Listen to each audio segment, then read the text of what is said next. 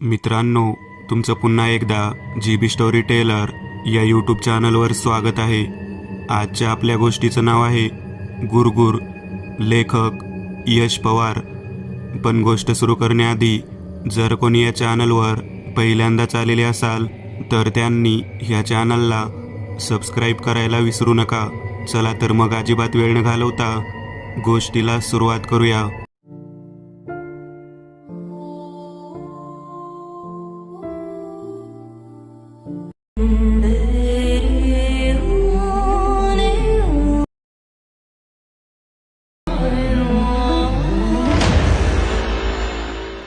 चहूबाजूंनी डोंगरांनी वेढलेलं धोडकवाडी गाव आज पहाटे साखर झोपेत होतं. अंधारात बुडालेल्या अनेक घरांतील भिंतीवरची घड्याळे 4:30ची वेळ दाखवत होती. हीच ती वेळ, हाच तो क्षण. गण्या शिंदेंच्या घराच्या वरांड्यात लटकवलेल्या पिंजऱ्यातील पोपटाने सवयीनुसार चक्क आरवणे सुरू केले. त्याच्या खांद्यावर डोकं ठेवून झोपलेल्या मिसेस पोपटताई खडबडून जाग्या झाल्या.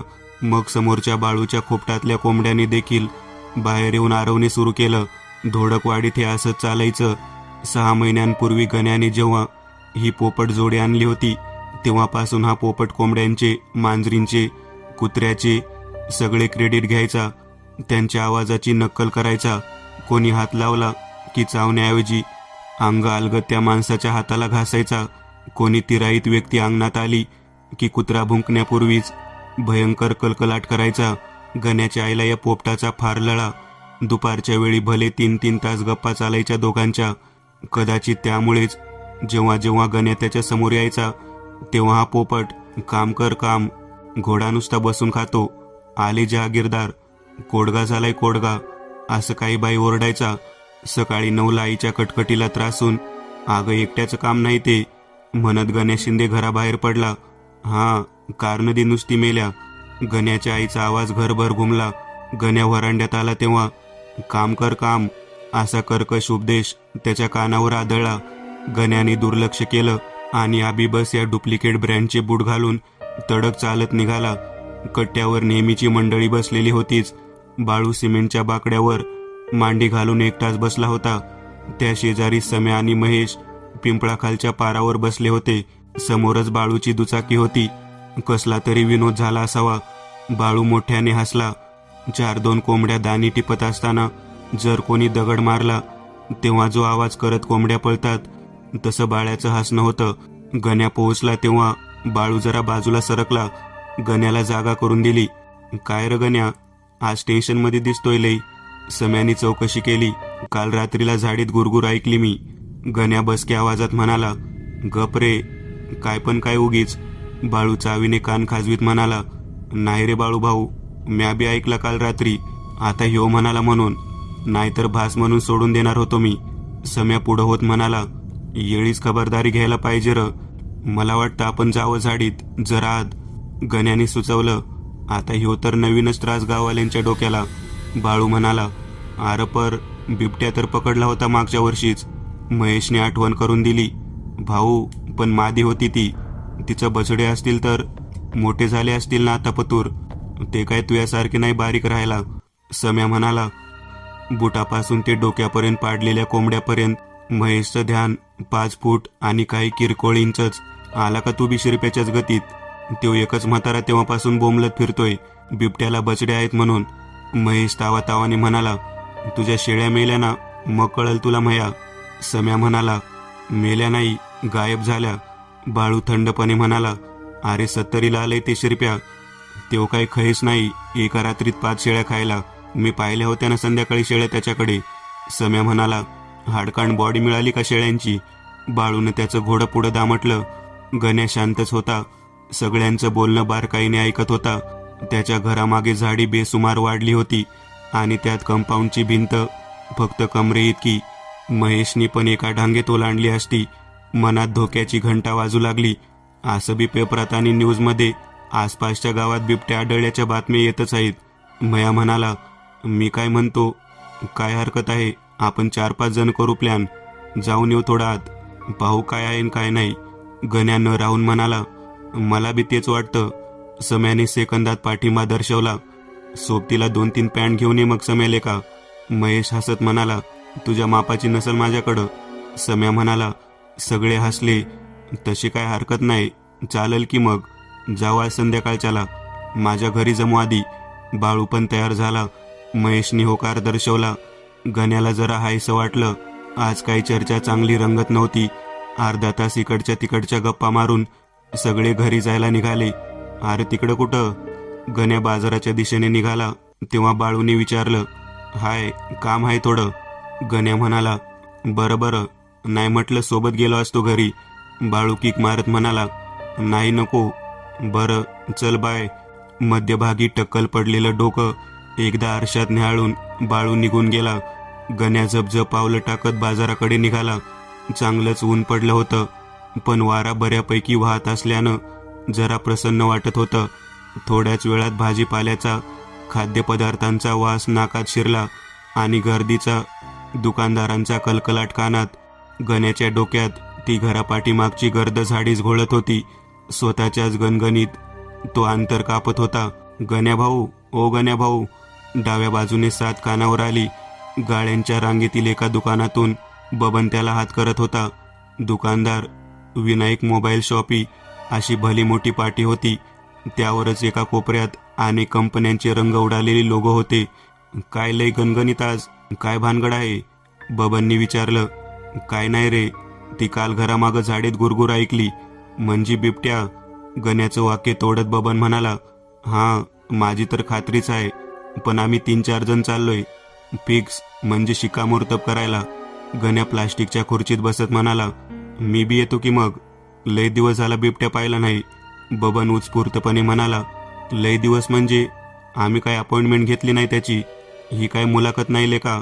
बिबट्या नसण्याचीच प्रार्थना करणार आहोत आम्ही. गण्या भडकला. हा म्हणजे तेच? तेच काय तेच? भडकतोय का एवढा? मी आपलं म्हणालो की यावं. बबन म्हणाला, नाही नको. इतक्यात फक्त अंडरपॅन्ट घातलेलं बारीक पोरगं हातात चिठ्ठी घेऊन आत शिरलं. बॅलन्स टाका. 200चा टाका, 200चा. दुसऱ्या हातात दाबून ठेवलेल्या 100च्या 2 चुरगाळलेल्या नोटा पुढे करत म्हणाला, हा टाकतो, हा टाकतो. बाप कुठे तुझा? बबननी नोटा घेत विचारलं. आधी बॅलन्स टाका. दादा आहे ती घरी. झोप झाली आताच. त्यांच्याच नंबरवर टाका. हा टाकतो टाकतो. बबन चिठ्ठीतला नंबर वाचत म्हणाला, भामटा गुंडाळून ठेवतो बोलण्यात आणि बॅलन्स टाकत नाही बरं का. ते पोरगं गण्याला म्हणलं. गण्या हसला. अय, कोण म्हणलं रे तुला? बबननी रागावून विचारलं. दादाच म्हणतेत. आता एकच दुकान आहे बाजारात म्हणून तुला भाव देतात दादा. पोरगं डोळे मोठे करत म्हणालं, ठीक आहे, आता टाकतो बॅलन्स. तुझ्या बापाला सांग दूध टाकायला जाताना चक्कर मारायला दुकानावर. टाकला बॅलन्स, जा पळ आता. बबन म्हणाला, मेसेज दाखव आधी सक्सेसफुलचा. पोरगं म्हणालं, तुझ्या बापाच्या मोबाईलवर येतो तेव. पळ आता, नाहीतर देईल ठेवून एक. पळ. बबन ताडकन खुर्चीवरून मारायचं नाटक करत उठला आणि पोरगं पळून गेलं. चल निघतो मी आता. गण्या खुर्चीतून उठत म्हणाला, कार बस की. बबन म्हणाला, मावशीकडून लोणचं आणायचं आहे, आईनं सांगितलंय. परत उशीर व्हायचा. बरं ठीक आहे, मी काय म्हणतो, भेटलो असतो की संध्याकाळी. येतो मी बी. बबन दुकानाच्या दारात येत म्हणाला, नाही नको, उशीर होईल रात्री तुला घरी जायला. गण्या म्हणाला आणि शेजारीच असलेल्या मावशीच्या गावाचा रस्ता धरला. इकडं बाळू घरी जाऊन टीव्ही पाहत होता. बिबट्याचा आणि संध्याकाळच्या प्लॅनबद्दल तो सगळं विसरला होता. सम्याची आणि महेशची पण तीच गत होती. शेतीत गेल्यानंतर तेही सगळे विसरले होते. वेळ हळूहळू पुढे सरकत होता. दुपारी 2 वाजता गण्या घरी आला. बाहेर नळाखाली पाय धुतले, पॅन्ट जराशी झटकली आणि घरात शिरला. उन्हात चालून तापलेल्या शरीराला छताखालचा स्वर्गीय गारवा जाणवला. पोटात कावळे कोकलत होते. तहान लागली होतीच, त्यामुळे गण्या थेट किचनमध्येच घुसला. माठातले गार पाणी पोटात गेलं तेव्हा अंगात जरासा जीव आला. कुठं उंडारत होता इतका वेळ? गण्याच्या आईने विचारलं. होतं काम जरा. गण्या खाली बसत म्हणाला, कसलं काम रटवून घ्या, एक काम करत नाही घरचं, बसून खातू नुसता. गावभर बोंबलत हिंडत अशीन. गण्याची आई कडाडली. गावभर काय हिंडायचं? ही काय मुंबई थोडीच आहे फिरायला. होतं एक काम. बरं भूक लागली, जेवायला दे. गण्या पुटपुटला. हा देते देते. चल हो बाजूला, भाकऱ्या टाकून देते तुला. मी कुठं तव्यावर बसलोय तवा, मी कशाला हटू? अरे बैल, तवा तुझ्या मागं ठेवलेला आहे भांड्याच्या जाळीत. हालमध्ये जा, मी आणून देते. उगीच कटकट करते इथं माझ्या डोक्याला. गण्याची आई म्हणाली. गण्या तडक हॉलमध्ये पोहोचला आणि अंग पलंगावर झोकून दिलं. तायडीने टीव्हीचं बटन काय बंद केलं नव्हतं. गण्यानं रिमोटने टीव्ही सुरू केला आणि एका बाईचा कानठळ्या बसवणारा आवाज घरभर घुमला. सिर्फ 2 मिनिट बचे हैं, जल्दी से अपना ऑर्डर प्लेस करो. ऐसी कढ़ाई आपको कहीं नहीं मिलेगी, सिर्फ 10 कढ़ाई इन स्टॉक. गण्याने टीव्हीचा आवाज कमी केला आणि दुसऱ्या सेकंदात तायडी बेडरूममधून बाहेर आली. गण्या पलंगावर अजगरासारखा पसरला होता. दादा, टीव्ही बंद कर, माझा अभ्यास सुरू आहे, ती म्हणाली.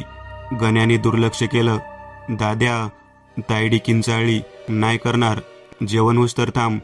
गण्या उद्गारला. आमचं झालंय जेवण, तूच उशीर आलाय. माझा अभ्यास सुरू आहे, टीव्ही बंद कर, तायडी निर्वाणीच्या स्वरात म्हणाली. गण्याने दुर्लक्ष केलं. तायडी पुढं होऊन टीव्हीचं बटन बंद करायला सरकली आणि गण्या ताडकन उठून तिच्या आणि बटनामध्ये उभा राहिला. काऊन त्रास देते तायडे? टीव्ही बंद कर, तायडी थंडपणे म्हणाली. करणार नाही. बंद कर. नाही करणार. इतक्यात गण्याची आई ताट घेऊन पुढं आली. आई, याला सांग टीव्ही बंद करायला, माझा अभ्यासाचा येळ आहे. तायडी आईकडे वळत म्हणाली. ही काय डोक्यावर पडली काय? या महिना अखेरीस लग्न आहे हिचं आणि अभ्यास काय करती? गण्या तळतळून म्हणाला. मग काय झालं, लग्न आहे तर मी अभ्यास करणार. टीव्ही बंद कर. गण्याच्या आईने उठून टीव्ही बंद केला आणि पुढच्या क्षणी तायडी हॉलमधून निघून गेली. गण्या जेवू लागला. मी काय म्हणते, तुला कळतंय ना तायडीचं लग्न आहे ते? मग जरा मदत करू की घरकामात? काय ठोकल्यासारखा बसून राहतो? निदान ती मागची झाडी तरी तोड. 10 दिवस झाले मी बोलते तुला. आता पतूर झालं असतं काम.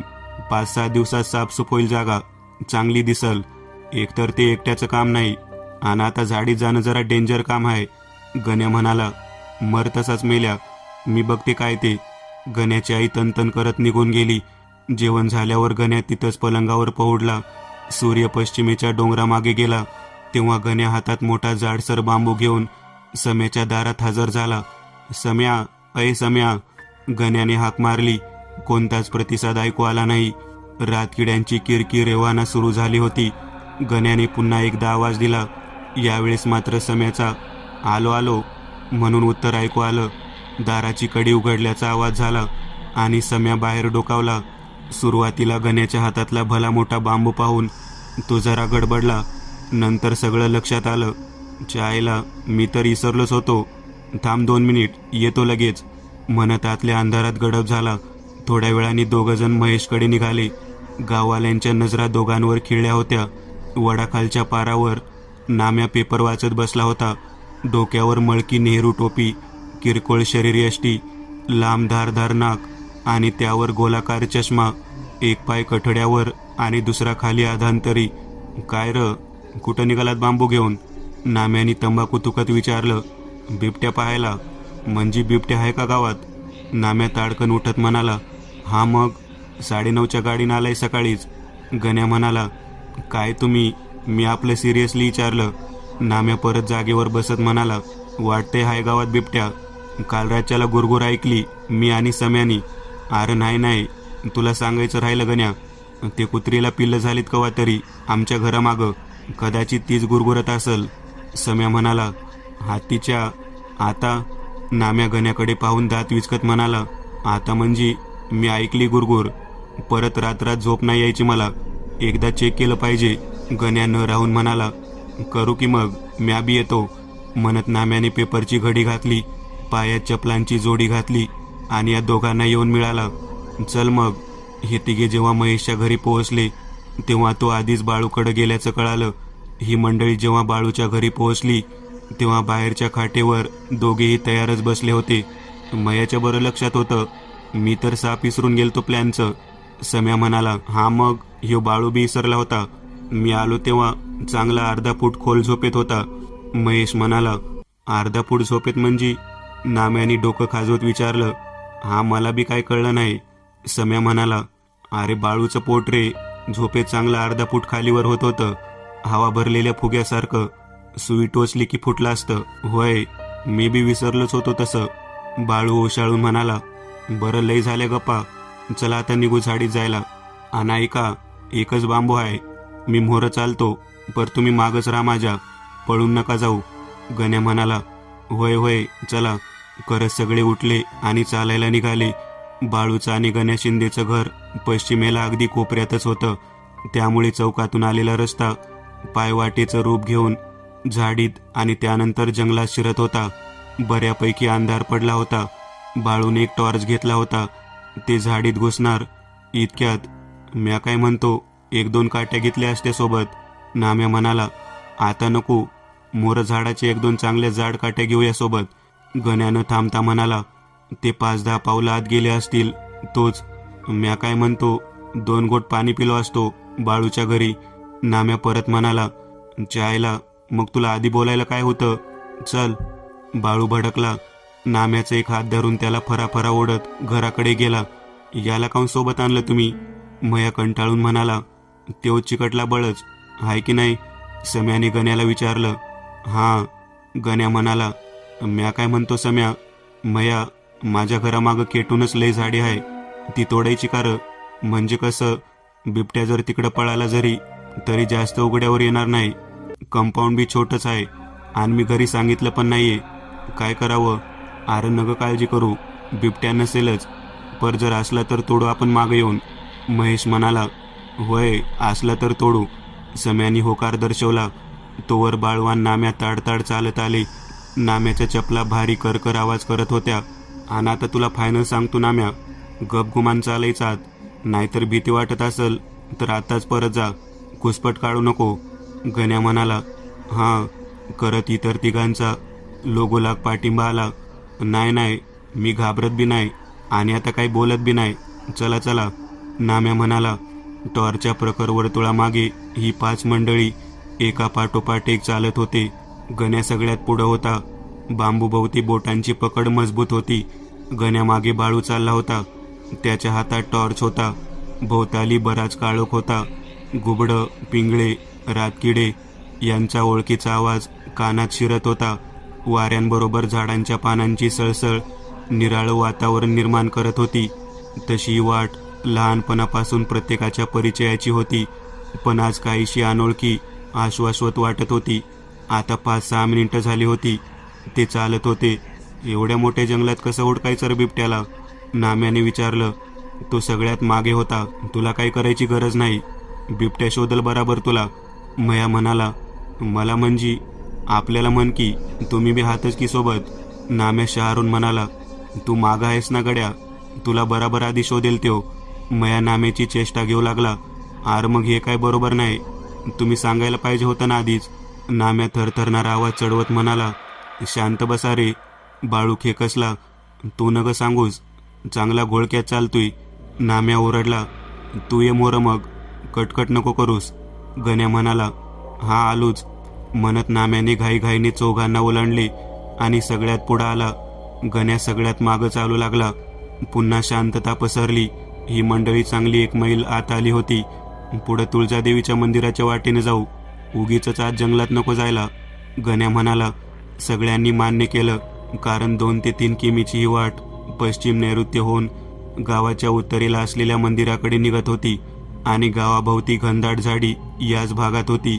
थोड्याच वेळात वाट दुभागली आणि ही मंडळी उजवीकडे वळली. आज जरा भारी वाटतं राव, नाही का?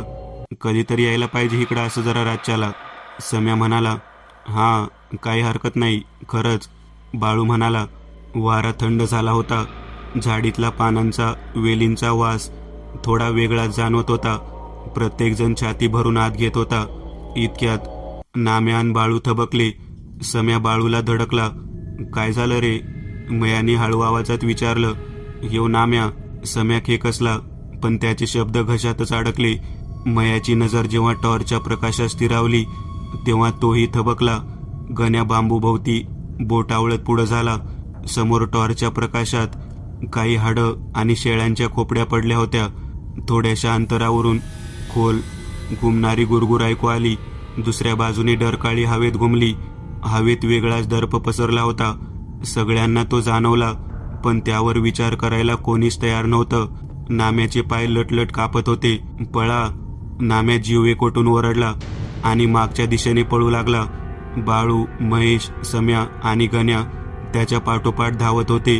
10 मिनिटात बाळूच्या घराचे दिवे त्यांच्या नजरेस पडले. सगळ्यांची गती मंदावली, पण हृदयाची धडधड भयंकर वाढली होती. धापा टाकत ते झाडीतून बाहेर आले आणि रस्त्यावरच बसले. 1-2 मिनिटांनी श्वास बऱ्यापैकी नॉर्मल झाला, तेव्हा झाडीत जाणवलेला उग्र दर्प अजूनही दरवळत होता. पण त्याचा स्रोत हा नाम्याचा ओला पायजमा आहे ही इतरांना कळायला थोडा अवधी लागला. सम्या, मया, यार मी म्हटलं होतं बिबट्याच, गण्या म्हणाला. चायला वाचलो. मया कपाळावरचा घाम पुसत म्हणाला. हा ना राव. बाळू म्हणाला. मी आधी झाडी तोडतो भो घरामागची, डेंजर वाढले आहे. म्हणत गण्या उठला. थांब, आम्ही बी येतो कुऱ्हाडी फावडे घेऊन. सम्या उभा राहत म्हणाला आणि घराकडे धावला. मया पण त्याच्या घराकडे पळाला.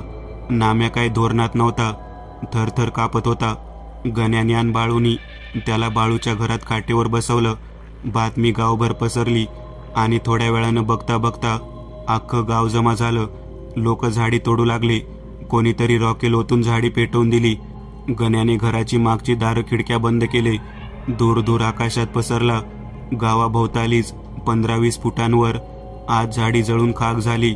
नंतर आगीवर पाणी ओतण्यात आलं. रात्री उशिरापर्यंत गावातले लोक पहारा देत होते. काही जण साफसफाई करत होते. पुढे 1-2 दिवस ही घटना प्रत्येक गावकऱ्याच्या तोंडात होती. लोक गटागटाने आज झाडीत जंगलात फेरी मारायचे. परत बिबट्या काही कोणाला दिसला नाही.